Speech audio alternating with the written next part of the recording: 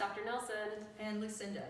So the last time we had Lucinda on, she was talking about kind of her journey and how she got here with her career in nutritional health.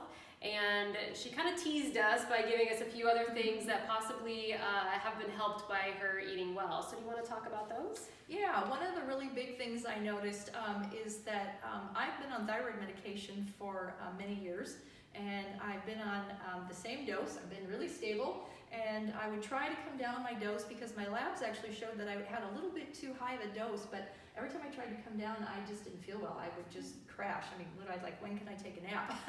And so I would go back up and stay there.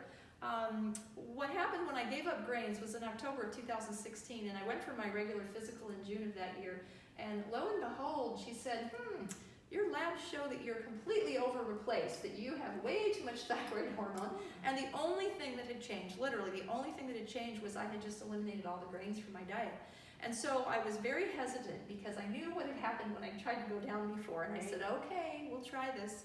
And so I went down on my dose, and I was fine.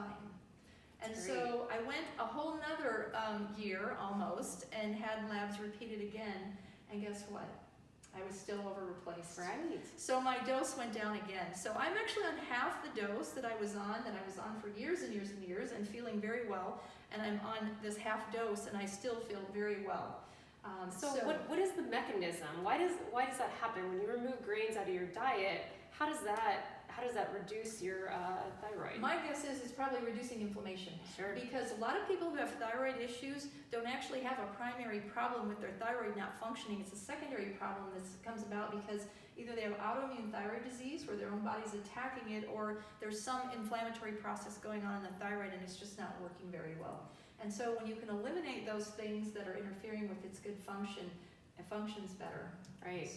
So you can see, obviously, thyroid problems are chronic conditions that a lot of people have, and so that's why we want Lucinda to kind of explain, why and how the Active Health Protocol can help manage those a little bit. We're not going to replace things, obviously, but we're trying to help manage those and make people like Lucinda, even though she was on the correct dosage for what her doctor was prescribing, she was still feeling kind of yucky, so being able to kind of have a better quality of life when you do have those chronic conditions. So stay tuned.